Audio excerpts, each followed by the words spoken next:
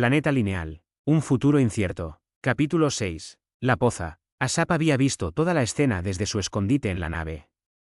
Sabía que él solo no podría hacer nada contra ese grupo. Era una batalla perdida. Para su alivio, no los mataron, sino que se los llevaron atados. A Ibu la amordazaron para no oírla gritar improperios en su idioma. Asap pensó rápido y supo que la única opción de ayudarlos era usando la nave. Tuvo por tanto que esperar a que se fueran para buscar una solución a la arena roja que la cubría. Esta estaba hecha de Bet que, a pesar de su aparente liquidez, no funcionaba como neutralizador para la arena roja. Solo el agua podría hacerlo. La nave no era demasiado grande, pero para mojarla entera, como era el caso, hacía falta bastante agua.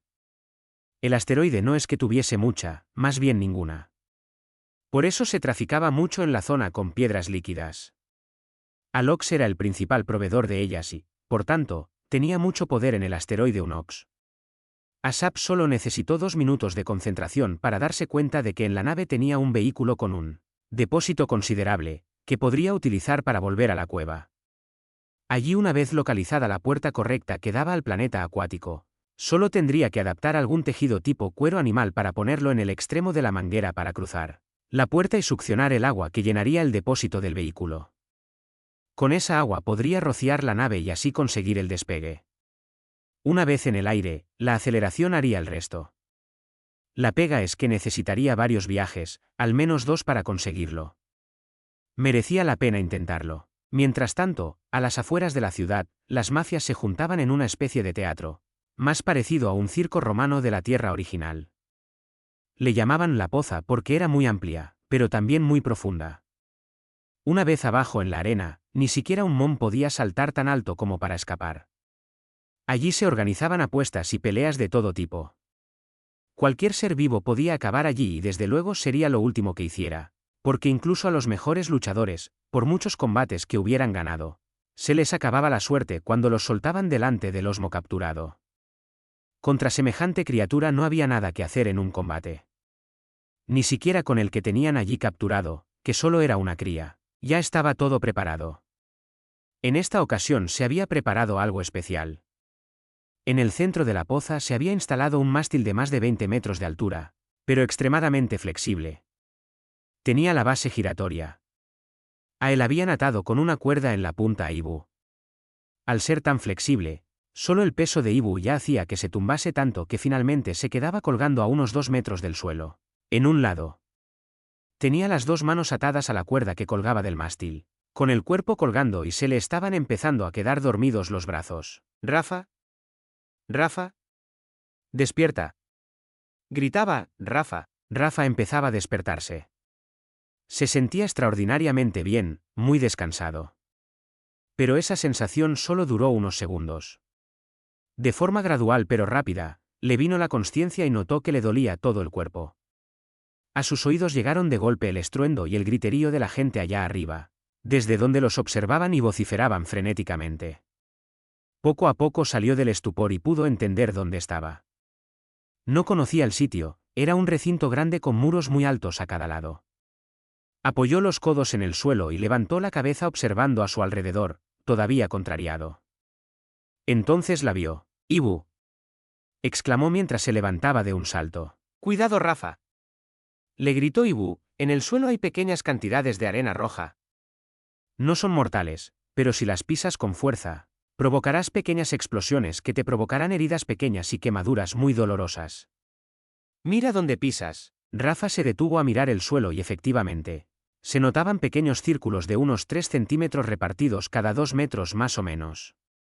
Rafa pensó que era un poco estúpido poner eso así, pues se notaba la diferencia de color de la arena del suelo blanca a la arena roja explosiva de Ad-10. Empezó a andar ligero para ir a desatar a Ibu. Estaba en un lado extremo del recinto e Ibu estaba colgando de un lado en la parte central. No había dado 2 pasos cuando al otro extremo del recinto se abrió una puerta de acero con chirriar de bisagras viejas. Al momento un joven, pero ya crecido mon, apareció un poco aturdido por la luz de los focos. Rápidamente cerró varias capas de sus ojos para adaptarse a la nueva luminosidad. En ese momento, el hambriento mon vio a Ibu colgando en el centro de la plaza. En menos de un segundo lo vio claro. Al fin comida. Rafa, en cuanto vio su figura salir por la puerta, supo que tenía que correr con toda su alma si quería salvar a Ibu. Mientras el mom se adaptaba a la luz, Rafa ya había empezado a correr hacia ella. Recordó en su mente aquellas palabras que de niño le dijo a su madre: «Algún día le ganaré a un mom en una carrera». Pues, ese día había llegado y ahora tenía que demostrar que tenía razón. Tanto el mom como Rafa corrían de frente para llegar hasta Ibu. Ella, observando la situación, se dio cuenta de las pocas posibilidades que tenía de salir de allí con vida. Pero no iba a quedarse de brazos cruzados. Empezó a ondular su cuerpo, consiguiendo un poco de movimiento, haciendo así que el mástil flexara un poco en movimientos verticales. Su objetivo era repetirlo continuamente a ver si conseguía apoyar los pies en el suelo para controlarlos. Movimientos tanto verticales como laterales. Pero la cosa iba lenta. No lo conseguiría antes de que llegara el mom. En su carrera Rafa pudo entender la maldad de la arena roja. Ante el peligro del mom, y cuando uno lucha por su vida o por salvar a otro, no mira dónde pisa. Fue inevitable, por tanto, que en la carrera pisara uno de los círculos de arena roja y le explotara bajo el zapato. Le hizo perder el equilibrio y un agujero en la suela, pero consiguió mantenerse en pie. El mom, sin embargo, con sus duras pezuñas era casi inmune a las pequeñas explosiones que sucedían bajo sus patas. Por eso solo corría usando las patas, no usando también sus brazos. Eso le hacía más lento. Rafa, sin embargo, tuvo que prestar atención a dónde pisaba e ir corrigiendo su trayectoria o alargando los pasos, para evitar repetir el momento ya vivido. El mom era más rápido que Rafa, pero este había salido antes y le llevaba ventaja. Al menos al inicio, porque a cada zancada, el mom recuperaba terreno. Cuando apenas faltaban 6 metros, el mom se abalanzó de un salto sobre Ibu con las fauces abiertas. Rafa también había saltado y aún conservaba una ínfima ventaja. Llegaron casi al unísono, pero Rafa tuvo tiempo de agarrar a Ibu, abrazarla y girar sobre sí mismo dando la espalda al mom, que inmediatamente golpeó contra Rafa. Fue como el efecto de una bola de demolición colgando de su cadena, solo que la bola, Rafa, no era más pesado que el mom. Sin embargo, el añadido del peso de Ibu en ese instante hizo que el choque neutralizara el desplazamiento de ambos. El mom caía algo aturdido por el golpe y Rafa, mientras caía dolorido, seguía agarrando a Ibu. En cuanto puso un pie en el suelo, se apalancó y lanzó con todas sus fuerzas a Ibu en otra dirección, que salió disparada girando en círculos mientras giraba el mástil, dando botes por el efecto muelle. Casi no había terminado de soltarla cuando Rafa notó que el mom lo cogía por los hombros para impulsarse, apoyar sus pezuñas en su espalda y saltar para cazar a Ibu. Casi lo consigue, pero Rafa tuvo ocasión de agarrarle la pata, impidiéndole su objetivo. Ibu siguió entonces en su trayectoria circular ondulatoria y en apenas 40 segundos volvería a estar en el punto de salida si algo no la frenaba antes. El mom por un momento dejó de centrarse en Ibu y se percató de la presencia de Rafa. Hasta ahora para él era como si hubiese sido un objeto o un obstáculo que saltar o esquivar para alcanzar su comida. Pero ahora se daba cuenta que tenía un enemigo que estaba luchando con él. Además, tenía más carne, por lo que cambió de objetivo. Ahora era el momento de cargar contra Rafa y destrozarlo. Dio un fuerte tirón y se deshizo de las manos de Rafa. Estaba de nuevo de pie sobre la arena frente a un Rafa que respiraba entrecortadamente. El mom atacó. Se abalanzó de un salto sobre él, pero esta vez Rafa estaba atento y preparado. Cuando el mom estaba a punto de cogerlo, Rafa se agachó, clavó la rodilla en el suelo y metió los brazos desde abajo. Así, empujó al mom por el pecho haciéndole continuar su movimiento, aprovechando su inercia, para deshacerse de él y lanzarlo contra la pared. El mom se vio sorprendido pues no esperaba algo así, sin embargo, antes de dar con el muro, se giró sobre sí mismo, apoyó las patas en la pared y salió disparado de nuevo en dirección a Rafa. Casi le pilla de improviso, pero en ese momento fue Ibu la que, aprovechando su movimiento circular, llegó de nuevo a donde se encontraban y golpeó al mom antes de que alcanzara a Rafa. Eso le hizo perder el equilibrio y le dio a Rafa la oportunidad de tirarse encima del mom, que cayó boca abajo. Rafa le saltó encima a la espalda y se percató de que justo bajo la cara del mom había un círculo de arena roja. Cuando el mom giró la cabeza para mirar a Rafa encima suyo, Rafa le golpeó fuertemente con las dos manos juntas en la cabezota, haciendo que el otro lado de su cara diera contra el suelo un golpe seco, justo en la arena roja. Esto hizo explotar la arena que reventó la mitad de la cara del Mom, provocándole una quemadura en la cara y la pérdida del ojo izquierdo. El Mom gruñó más que gimió, pero se zafó y se retiró unos metros para intentar aliviarse la quemazón de la cara. Rafa aprovechó para seguir a Ibu, saltar para agarrarse de la cuerda, e intentar soltarla. No puedo matar al Mom solo con las manos, dijo Rafa mientras se apresuraba a soltar a Ibu. Hay una técnica solemne ancestral que en teoría puede hacer dócil a cualquier bestia, pero nunca se ha probado con un Mom que ya son algo inteligentes. Tengo que tener tiempo para pensar y recordarlo. Es una melodía, algo así como un canto de sirena que se apodera de la atención de la bestia. ¿Le vas a cantar una nana a un Mom? Tenemos que intentar algo, mira, ya se está recomponiendo, tenemos que actuar rápido. Ya estás libre de la cuerda. Bajaré a contener al Mom. Yo bajaré por el mástil hasta la mitad para que se mantenga erguido. A esa altura también mejora la acústica de este sitio. Ayúdame a bajar, tengo los brazos dormidos. A medida que iban bajando por el mástil, este se iba irguiendo un poco más. Eso ya alejó del suelo a Ibu mientras Rafa bajaba por él. El Mom parecía haberse recompuesto de sus heridas, aunque ahora sus reflejos serían mucho más lentos con un solo ojo intacto. Se centró de nuevo en Rafa y empezó a correr hacia él. Esta vez no saltó, aprendió la lección y se acercó agazapado a 4 patas. Al acercarse lo suficiente, Rafa quiso subirse encima, pero al moverse, el Mom le mordió en el brazo izquierdo. Dando ya ese brazo por perdido, Rafa entre fuerza de voluntad y dolor inmenso, se giró sobre sí mismo para subirse encima del Mom. Le pasó el otro brazo por encima y se agarró la otra mano, haciendo una llave para estrangular al bicho. Vaya que sí lo intentó, pero el cuello del Mom era demasiado poderoso y musculado. Con un solo brazo no tendría fuerza suficiente. Solo podría aguantarlo el tiempo que pudiera. Un beso oka. Un beso oka. Limbie sulaame. Ispale faake. Usma fies meja. Un beso oka. Un beso oka. Limbie sulaame.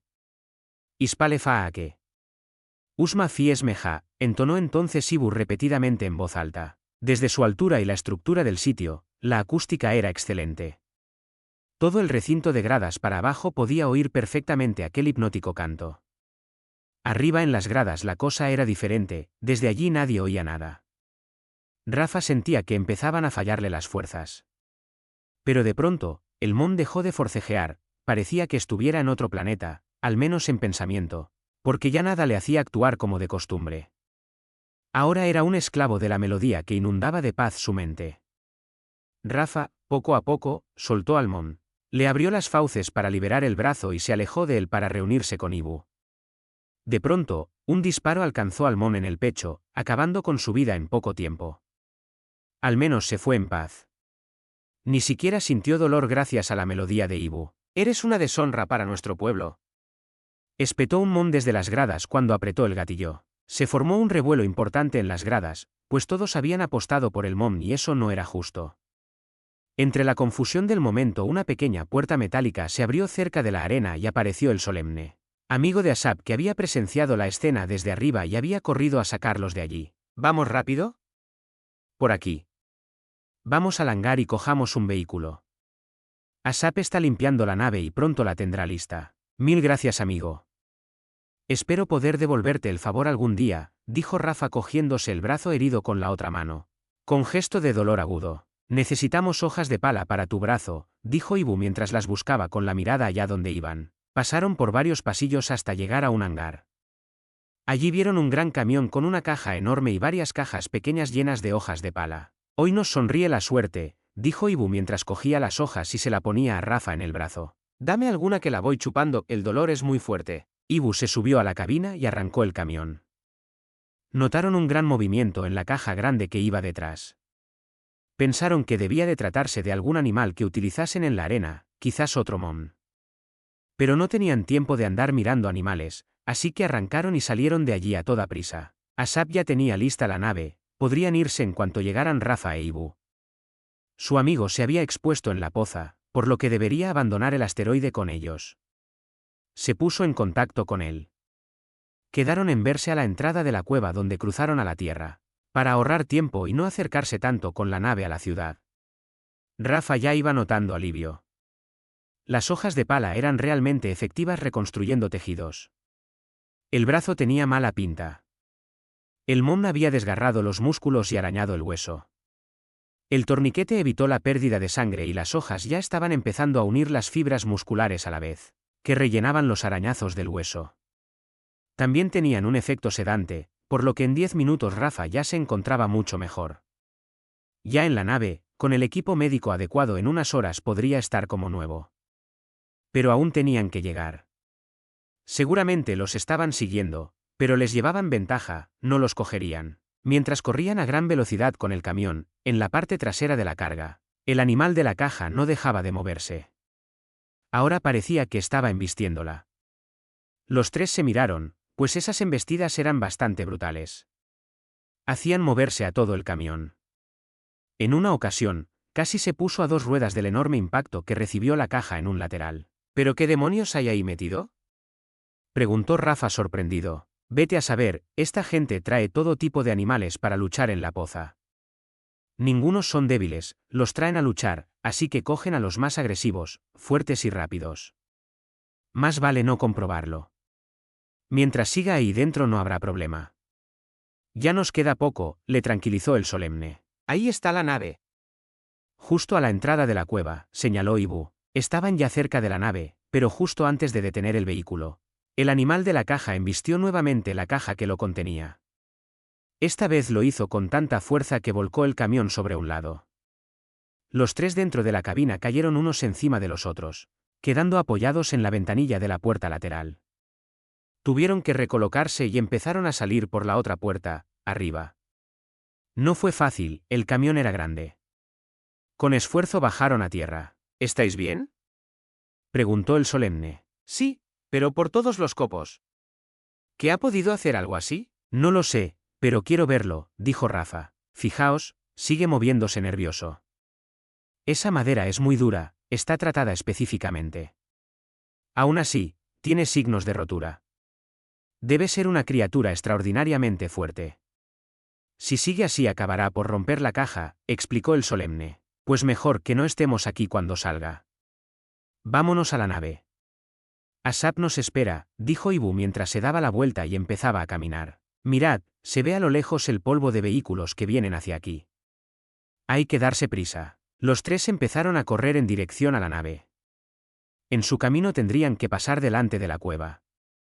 Rafa se quedó con la ubicación para el día que quisiera volver a cruzar a la Tierra segunda oportunidad. De pronto, tras ellos, sonó un enorme estruendo. Los humanos estaban disparándoles pequeñas granadas explosivas.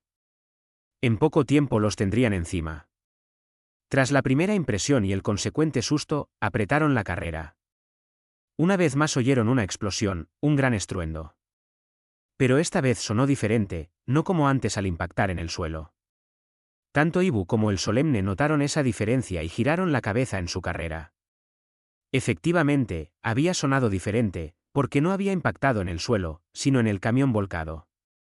El camión empezó a arder, y la caja grande que contenía al animal, sufrió graves daños. De pronto, el animal embistió de nuevo la caja rompiéndola y saliendo de un poderoso salto al exterior. De primeras quedó un poco aturdido por la explosión. En esos segundos, tanto humanos como los tres amigos vieron espantados que aquella criatura era un osmo.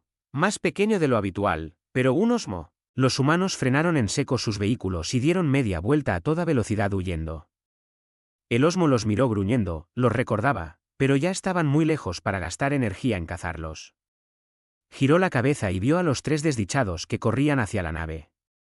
El hambre y sus instintos lo tuvieron claro y empezó a avanzar hacia ellos. Al principio despacio, estaba entumecido del tiempo encerrado en jaulas pequeñas. Hacía mucho que no corría.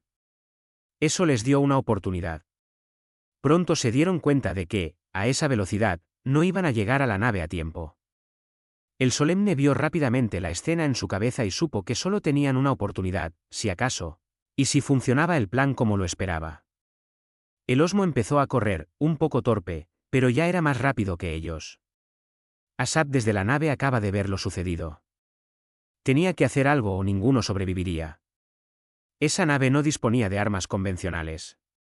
Contaba con esferas de Bet. Estas esferas, si las disparaba contra algo, lo envolvía en una esfera grande de bet líquido que se expandía sobre el cuerpo del objetivo. Sería como meterlo en una piscina de agua esférica. Para un humano estar dentro significaría morir, pues la esfera se licuaba en 2 minutos. Y raro era el que aguantaba tanto tiempo. Sin embargo, el osmo podía estar más de 10 minutos sin respirar. Aún así, eso les daría tiempo. Calculó las probabilidades y supo que su amigo e Ibu entenderían la jugada y sabrían qué hacer. Quizás Rafa también. Arrancó motores y elevó la nave, pero a ras de suelo. Y avanzó hacia ellos rápidamente. ¿Pero qué hace? No nos va a dar tiempo a subir a la nave sin que nos atrape. Entre aterrizar, abrir las puertas y querer subir, el osmo ya estaría aquí. Incluso podría subir a la nave. Dijo Rafa. Asap no lo hace para eso. Ten por seguro que ya ha evaluado la situación y ha tomado la mejor decisión para salvarnos. Solo hay que pensar en cuál es, dijo Ibu jadeando. Corred a la cueva, dijo el solemne. Asap avanzó rápido y pasó por encima de sus 3 compañeros en dirección a la criatura y apuntó. El lanzador de esferas era extremadamente preciso. Solo bastó un disparo para acertar al osmo que ya venía en plena carrera. Al impactarle, la esfera de unos 20 centímetros empezó a pegarse al cuerpo del animal y empezó a expandirse hasta formar una esfera grande que albergaba todo su cuerpo por completo. La esfera quedó flotando a 30 centímetros del suelo. El osmo en su interior seguía corriendo, moviéndose, sin comprender qué pasaba. Gastaba energía en correr más rápido, se volteaba, giraba sobre sí mismo, pero no avanzaba nada. Estaba encerrado en una bola líquida. Mientras, los 3 corrían para la cueva, pues el tiempo de la esfera era insuficiente para subir a la nave sin riesgo. Estaban en la puerta de la cueva cuando la esfera se cayó al suelo dejando un gran charco. Enseguida el osmo se recompuso y emprendió de nuevo la carrera. Parecía que ya había recuperado su habilidad innata. En solo un minuto estaría en la cueva dispuesto a acabar con sus objetivos. Una vez en la cueva, el solemne rápidamente se puso a comprobar las puertas. Identificando cada una. ¿Quieres que crucemos a algún sitio? Dijo Rafa contrariado. ¿Qué dices? ¿Cruzar a dónde? ¿Qué sitio es este?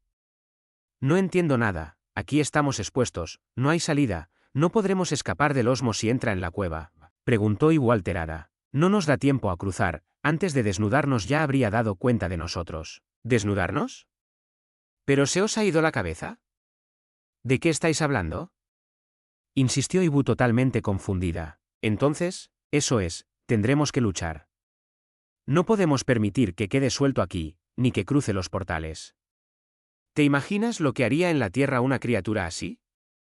Tenemos aquí unos huesos afilados que usamos como armas las primeras veces cuando no sabíamos a dónde nos dirigirían las puertas. Al ser orgánicos, podían cruzar.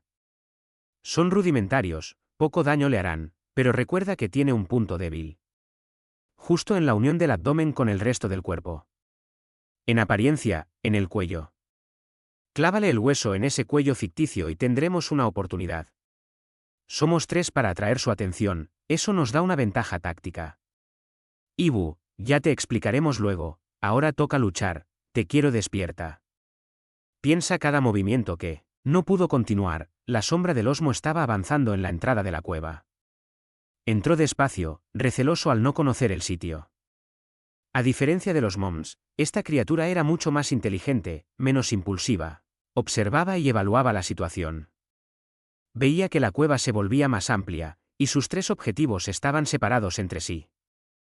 Los observó con detenimiento. A Ibu directamente la descartó porque no representaba un peligro, solo un tentempié. Se fijó en el solemne, también aparentemente débil, pero había algo en el que le hacía ser prudente. Quizás la determinación de su mirada. Al mirar a Rafa ya no pudo apartar la vista de él. Sin duda era el más fuerte de los 3 y tenía un arma en las manos. Por sus encuentros con otros humanos, sabía que esa arma no representaba un problema. Solo ligeras molestias si le alcanzaba con ella. Pero este humano era diferente, era raro y eso le hacía desconfiar. También tenía claro que ninguno podría con él, ni siquiera los 3 juntos. Sin embargo, había algo que lo desconcertaba, era un olor conocido. Olía a quemado, a fuego. Eso sí podría ser un problema. De pronto empezó a escuchar una melodía. Ibu estaba entonando la melodía que apaciguó al Mom en la poza. El Osmo por un momento la miró extrañado, pero solo fue un segundo. Enseguida se fijó de nuevo en Rafa. Además, ese humano estaba herido.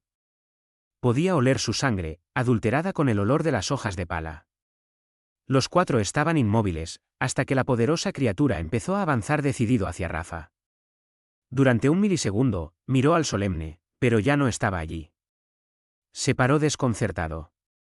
Volvió a mirar en toda la cueva, pero ya no estaba, no podía verlo, pero podía olerlo. Sí que estaba, pero se había vuelto invisible. Tampoco le dio más importancia, no sería un problema. Entonces empezó el ataque. Rafa vio cómo el Osmo se le tiraba encima a la velocidad del rayo. Con su brazo sano, hizo medio giro con todo el cuerpo para ganar inercia y justo al llegar, le asestó un fuerte golpe lateralmente. Pero los reflejos del Osmo eran muy superiores a los de Rafa. Al mismo tiempo que lo golpeaba, el animal usó uno de sus 4 brazos, el del medio del cuerpo por la izquierda, para agarrar a Rafa por el tobillo.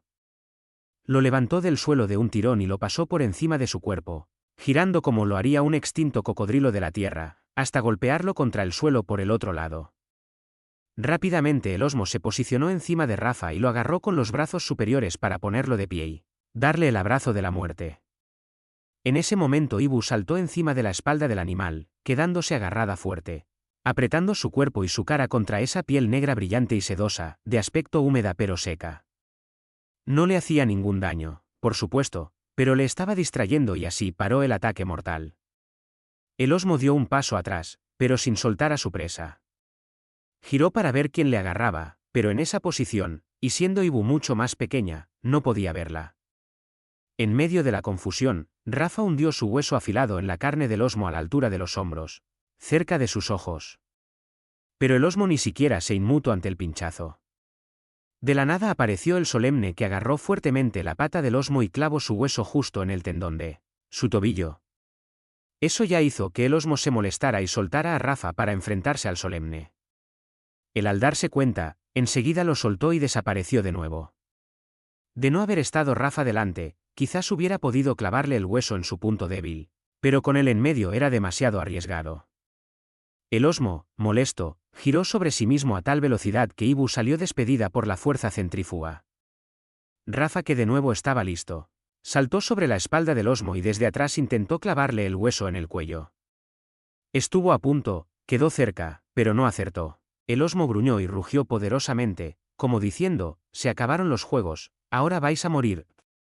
Y rápidamente alargó uno de sus brazos para agarrar a Rafa y lo lanzó de un solo movimiento contra la pared, con tanta brutalidad que perdió el conocimiento cuando 2 de sus costillas se quebraron contra las piedras. Ibu gritó y salió corriendo a por Rafa temiéndose lo peor. El Osmo los miró y decidió que ya era el momento de comer. Empezó a avanzar con decisión hacia ellos cuando un sonido agudo y penetrante le provocó un malestar intenso. El solemne había aparecido de nuevo frente a una puerta. Estaba silbando y haciendo aspavientos para llamar la atención de la criatura. Tenía el torso superior sin ropa, pintado de barro. Ibu, salid. Aprovechad ahora, Rafa está inconsciente. Y no vamos a dejarte aquí solo con eso. Haz lo que te digo, tengo un plan. Dijo el solemne mientras miraba fijamente a Ibu. Ibu no entendió cuál era su plan y negó con la cabeza, pero el solemne fue muy claro con su mirada. Ibu entendió que era la única opción de salir de allí con vida, y entre sollozos agarró a Rafa y empezó a arrastrarlo hacia la salida de la cueva. Pesaba tanto. El Osmo tenía ya toda su atención en aquella molesta criatura que desaparecía y aparecía para molestar. Era momento de acabar con ella. En un salto certero cayó justo delante del solemne, que no se movió. En un segundo, el Osmo lo abrazó mortalmente. Apretó al desdichado fuerte contra su cuerpo. Mientras, las decenas de pequeñas bocas como las de las pirañas, distribuidas a lo largo de sus brazos, empezaban a devorar rápidamente la carne de su víctima. Sus brazos subían y bajaban a lo largo del cuerpo devorando centímetros de carne a cada pasada. El solemne, a pesar de querer hacerlo, no podía gritar por la presión que ejercía en su pecho el Osmo.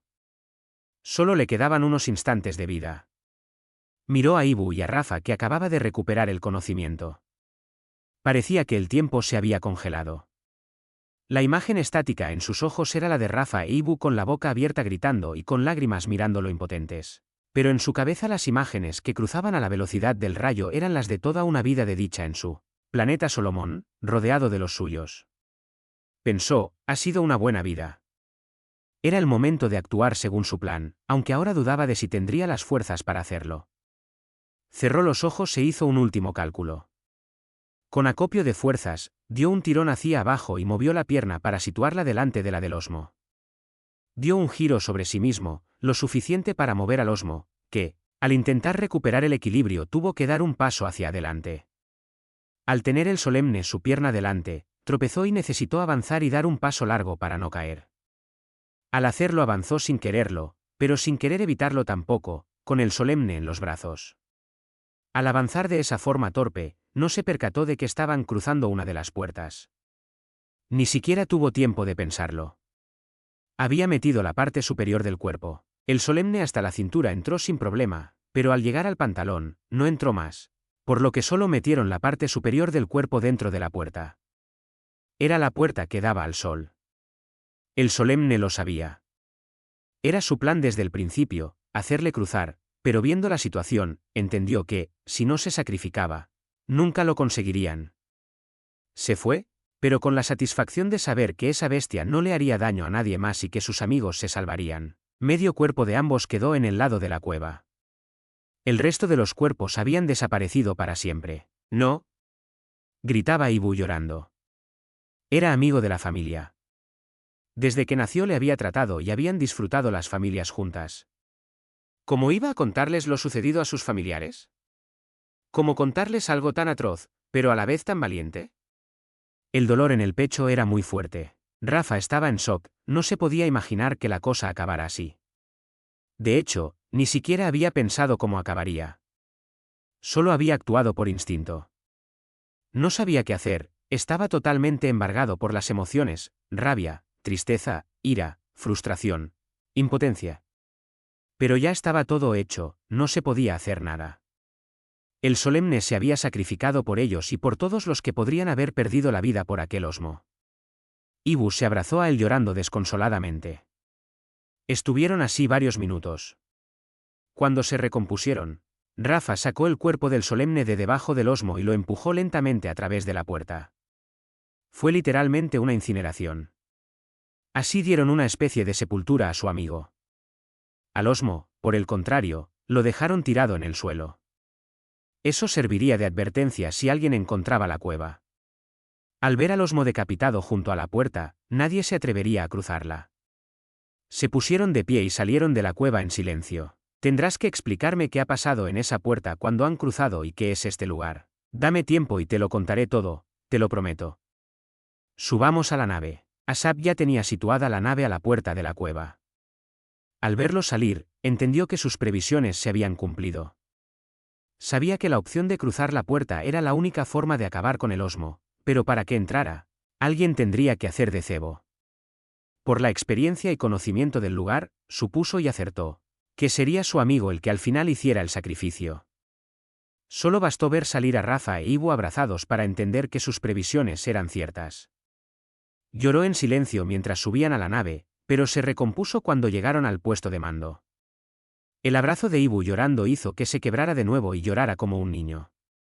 Rafa miraba hondamente contristado, entendiendo que llorar era la mejor forma de liberar esa presión interior que rompe corazones y aprieta los pulmones. La mente lo necesitaba. En silencio se retiró y lloró amargamente.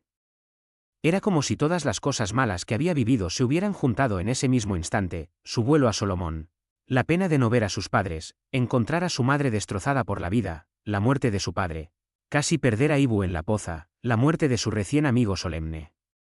Era demasiado que contener, y ese día salieron como un torrente incontrolado. Maldijo por haber dejado a su madre en la tierra. Ahora necesitaba abrazarla de nuevo. Suerte que nadie le vio llorar. Más tarde, Ibu le encontró y le llevó a la enfermería. Además del brazo y las costillas rotas de él, tenían todo el cuerpo lleno de moratones. Necesitarían un tiempo para recuperarse. Asap puso rumbo a Solomón. Los humanos trabajaban a contrarreloj para reparar las comunicaciones. Una vez que lo consiguieron, avisaron a la Tierra de la situación y ante el anuncio de la guerra, todo cambió para los humanos. Ahora todos los recursos se destinaban a fines militares. Hacía tiempo que no se traía nada del planeta lineal, ni de Ad-10, por lo que el suministro de copos energéticos empezaba a escasear. Todo lo que había se destinaba a las naves y armas de reciente creación. Poco a poco iban muriendo también los animales de Luminex, los que irradiaban calor, pájaros, etc. La vida se volvió mucho más gris. Aún no habían conseguido crear armas nucleares con los zafiros recogidos. Por alguna razón, molecularmente no se comportaban como se esperaría de ellos. Eran radiactivos, sí, pero eran raros. Necesitaban más tiempo para hacer pruebas, pero el tiempo se echaba encima y la acción de los MOMS debía ser castigada de inmediato. Planearon su venganza, y mandaron la nave del comandante Dan, junto con grandes fragatas y destructores. Todo el equipamiento iba en 2 enormes naves nodrizas que llevaban años en construcción con fines científicos, y que ahora se habían apresurado a preparar para el combate. Instalaron armas de todo tipo, incluidas las de iones de plasma. Estaban sin acabar en muchos aspectos y quedaba mucho para que estuvieran acabadas, pero para desplazarse y disparar ya estaban listas. Los MOMS tenían una parecida, pero mucho más tosca. No tendrían nada que hacer ante 2 de estas naves nodrizas cargadas con todas las fragatas y cruceros que contenían. Los destructores tendrían que esperar otro mes al menos para poder despegar. Saldrían un mes más tarde. En ese tiempo, una vez en el espacio, tendrían margen para organizar bien la estrategia. Cuando el comandante Dan subió de nuevo a su nave, suspiró aliviado. Era como volver a estar en casa. Esa nave solemne era una auténtica maravilla. Su rapidez, su suavidad, su potencia, maniobrabilidad, ligereza, todo, era mucho mejor que cualquier nave humana o MOM. La propia flota humana contaba con numerosas naves pequeñas MOM que se compraron en tiempos de paz. Cada una era para realizar una tarea específica, pero ahora estaban todas adaptadas para la lucha aire-aire. Se necesitarían muchas de estas para combatir a los MOMs que tendrían infinidad de ellas. Había pasado mucho tiempo desde el ataque, pero ya había llegado la flota a su posición y era el momento de poner en marcha el plan. Deberían ir cerca del asteroide Unox. Permanecerían escondidos en el cinturón de asteroides hasta que los MOMs pasaran, como cada 2 meses, a llevar sus cargamentos al asteroide. Sabían que el propio Alox en persona frecuentaba el lugar. Estaba todo calculado y planeado. Contaban con el factor sorpresa y eso les garantizaba el éxito. Miguel. ¿Está lista la tripulación? Preguntó Dan. Por supuesto, señor. Todo listo a su orden. Todos a sus puestos. Adelante. La flota humana dejó su posición y se dirigió al cinturón de asteroides cerca de Unox. La flota, al llegar, empezó a dispersarse según lo planeado para abarcar mucho territorio. Las naves nodrizas se esconderían tras los asteroides más grandes y allí esperarían. Estaban maniobrando las enormes naves nodrizas cuando de pronto, aparecieron de detrás de los grandes asteroides 3 grandes naves nodrizas MOMS que inmediatamente comenzaron a disparar a toda nave de la flota a su alcance. Las 3 grandes naves, equipadas con armas viejas pero muy efectivas, se posicionaron en formación triangular para atacar al unísono a una de las naves nodrizas humanas. Los humanos se vieron sorprendidos y sin preparar. Tardaron mucho en reaccionar y en empezar a despegar de sus hangares para contrarrestar el ataque. Las naves pequeñas y ligeras fueron saliendo, pero las fragatas, más grandes y mucho más lentas, aún no habían salido del hangar de la nave nodriza cuando un impacto fortísimo dejó destruida la zona de despegue. Solo salieron 2 fragatas de la nave nodriza Vendetta antes de que las 3 naves MOM se posicionaran. Al hacerlo, las 3 naves activaron un arma letal de iones. Las 3 a la vez dispararon a un punto central, una nave que concentraba los iones individuales y los unía a los otros 2, lanzando un solo disparo potenciado por 3. De esta forma, es como si la nave central hubiese disparado un solo haz de iones, pero de tal potencia, que atravesó a Vendetta de lado a lado. Antes de poder siquiera aceptar lo sucedido, un segundo disparo volvió a acertar a la nave provocándose cuantiosos daños. ¡Por todos los demonios! ¿De dónde han salido? ¿Cómo sabían que veníamos aquí? ¿Desde cuándo los MOMs tienen 3 naves nodrizas? ¿Y ese triple cañón de iones? Dan no daba crédito a lo que estaba viendo. ¡Rápido! Activad los escudos de invisibilidad. Escudos de protección al máximo. Sí, comandante. Nave Vendetta, han sufrido numerosos daños. Acción evasiva ya. Naves ligeras, todas sin excepción concentrad el fuego en la nave que hace la unión de los haces de iones. Hay que acabar con ella inmediatamente. El propio comandante se puso a los mandos de su nave, ahora invisible al ojo y al radar. Aceleró bruscamente y se enfiló al igual que lo haría un kamikaze contra la nave Mom. Ya estaba recibiendo el fuego de las naves ligeras, pero la nave de Dan también tenía equipados cañones de iones de plasma. Cuando casi colisiona con ella, giró bruscamente para situarse detrás y disparó a los propulsores de la nave Mom. El disparo fue certero, y los dos propulsores de la izquierda volaron en pedazos. Tuvo que moverse porque ante la invisibilidad y la cercanía a la nave, empezaron a recibir fuego amigo. Además, cuando disparaba, delataba su posición. De esta forma, tuvo que salir de allí enseguida. Al haber destruido esos propulsores, sabía que ya no les sería útil, porque el disparo no sería preciso. Alox desde una de las naves nodrizas dirigía a sus tropas. Ordenó a todas las naves que atacaran a la nave Vendetta. En cuestión de minutos, decenas de naves MOMS estaban encima de la nave humana. Tenían orden de abordarla. Sabían que los humanos no dispararían a su propia nave intentando darles a ellos. Los MOMS empezaron a abordar la nave. Fue una masacre. Los humanos no esperaban ese ataque, y menos aún, que los MOMS subieran a bordo de la nave nodriza. Comandante. Están aquí. Están a bordo. Están matando a todo el que se encuentran. Gritaba el jefe de operaciones de Vendetta. Aguanten, ya voy. Respondió mientras ponía rumbo a la nave nodriza. Al llegar, entró con su nave en el hangar y desde ahí pudo disparar contra numerosos MOMS que había repartidos por todos lados. Había cientos de ellos y cientos de naves ligeras MOMS pegadas como lapas a Vendetta. Son demasiados, no puedo con todos desde aquí, comandante. Están intentando entrar en el puente de mando. Casi no queda nadie con vida en la nave, solo los que estamos en esta sala y alguno que haya podido esconderse. No nos queda tiempo. ¡Ah! Maldición. No puedo hacer nada desde aquí, comandante, dijo esta vez con tono sosegado. Permiso para efectuar la vendetta. ¿Cómo? Se produjo un silencio en las comunicaciones que se hizo eterno para más de uno. Comandante, solo quedamos unos cuantos. No podemos dejar que esta nave y su tecnología caiga en manos de los MOMS. El comandante sabía que tenían razón, pero efectuar la vendetta era la última de las opciones que esperaba tener que tomar algún día. Es curioso cómo en las guerras nunca se piensa en perder. Comandante, por favor, nos espera una muerte atroz en las fauces de los MOMS. Está bien, dijo a media voz. Gracias, comandante, salude a los nuestros, cuiden de nuestras familias, que no les falte de nada. Denlo por hecho, dijo mientras salía a toda prisa de la nave nodriza. La nave Vendetta, llena de MOMS y su flota por todos lados, empezó a moverse rápido en dirección a la nave nodriza MOM más cercana. Su intención estaba clara, pero para los MOMS de esa nave ya era tarde. Su nave era más lenta, y aunque lo intentaron, no les dio tiempo a salir de su trayectoria. En el puesto de mando de Vendetta se oyó por megafonía una cuenta atrás. 5, 4, 3, 2, 1. El primer oficial pulsó el botón de autodestrucción estando ya muy cerca de la nave MOM. La explosión fue inmensa. Una luz cegadora invadió el espacio cercano. La explosión, tan cercana a la nave MOM, hizo que ésta a su vez también estallara en 1000 pedazos. Dan, Miguel y sus hombres miraban con el alma en los pies cómo se esfumaba aquella majestuosa nave en su viaje inaugural, con toda una tripulación masacrada por los MOMS.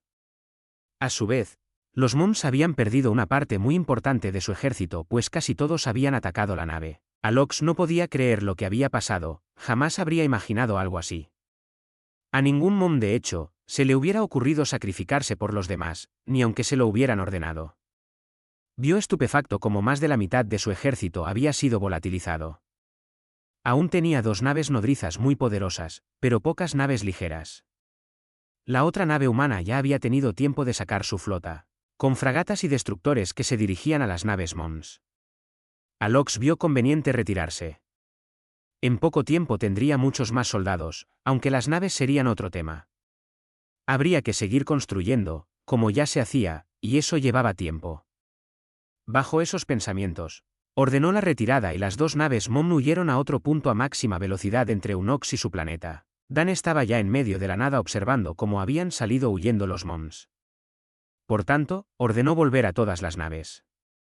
Decidió que no los perseguirían, pues 2 naves nodrizas Mom podrían con la única que ellos tenían en ese momento. Una vez todos dentro, solo se oían ligeros zumbidos de la nave, pues nadie pronunció una palabra en varios minutos. No puedo entender qué ha pasado, Miguel. ¿Cómo hemos llegado a esto? Parecía que nos estaban esperando. Así lo parecía, señor. Pero si nos estaban esperando, es porque sabían que llegaríamos. En la Tierra hemos hablado de que les haríamos una emboscada. Pero no les dijimos a nadie cómo se llevaría a cabo ni dónde, eso lo hemos hablado aquí. ¿Es posible que hayan colocado micros o escuchas en la nave? Ya sabes que hay humanos que se venden a los Mons. Podría ser, señor, habría que avisar a la Tierra de lo ocurrido. Hemos perdido la nave Vendetta y toda su tripulación. Aunque esos Moms también han pagado cara su osadía. Sí, hay que avisar. Pero hay que atender a los heridos también. Yo me puedo encargar del aviso, comandante, ya conozco el procedimiento. Sí, está bien, usa mi ordenador en mi habitación, ya sabes los códigos. Esperaremos órdenes, mientras tanto vámonos de esta zona, aquí ya estamos expuestos. Miguel fue a la habitación del comandante y se puso a trabajar en la comunicación con la Tierra. Antes de encender el ordenador, pulsó un botón de su llavero. Los altos cargos terrestres no daban crédito a sus palabras según les iba contando lo sucedido con pelos y señales. ¿Cómo es posible que estuvieran esperándolos?, preguntó un teniente coronel. Ni siquiera nosotros sabíamos de su plan y su ubicación exacta. Ese es el problema, señor. Creemos que tenemos un topo en nuestra flota. De hecho, debería ser alguien que se encuentre aquí en la nave. Otra opción sería que hubieran puesto micros, pero es improbable, pues esta nave ha hecho su viaje inaugural de la Tierra hasta nuestra posición actual. Ningún Mom podría haber subido sin ser visto. Tampoco nos ha abordado ninguna nave en el camino como para sospechar de un infiltrado.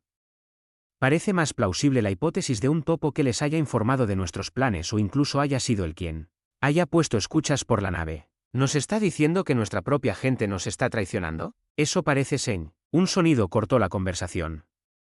Era una notificación de un correo entrante. ¡Oh, Dios mío!, exclamó Miguel. ¿Qué sucede? Esto es, no puede ser. No puede ser cierto, Miguel. ¿Qué está pasando? Discúlpenme, pero no doy crédito a mis ojos. Estoy en el ordenador del comandante Dan. Acaba de llegar una notificación de correo entrante. El correo lo envía el mismísimo comandante Alox, el jefe de los Moms. ¿Cómo es posible? ¿Tienen ustedes contacto con el enemigo? No, señor, por supuesto que no. No sé cómo tiene el correo del comandante. No me ha dicho nada, y a mí me lo habría dicho si hubiera tenido comunicación con él. ¿Qué dice el mensaje? No lo he abierto, es el ordenador del comandante, no estaría bien que yo abriera su correo. Abra ese correo, es una orden. No sé si deberíamos esperar a que venga el comandante para explicarnos. Le he dado una orden. Está bien, denme solo unos segundos. Dice así: excelente trabajo, comandante Dan, han caído en la trampa, la nave Vendetta ha sido destruida, aunque a un alto precio para nosotros. Al dejarnos huir, podremos tener el tiempo suficiente para rearmarnos de tropas y soldados.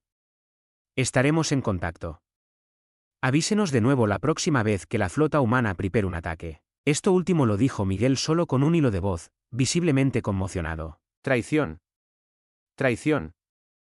Nuestro propio comandante ha llevado a la aniquilación a su gente. Arréstele de inmediato. Pero señor, yo no soy nadie para. Es usted el oficial de mayor rango después del comandante.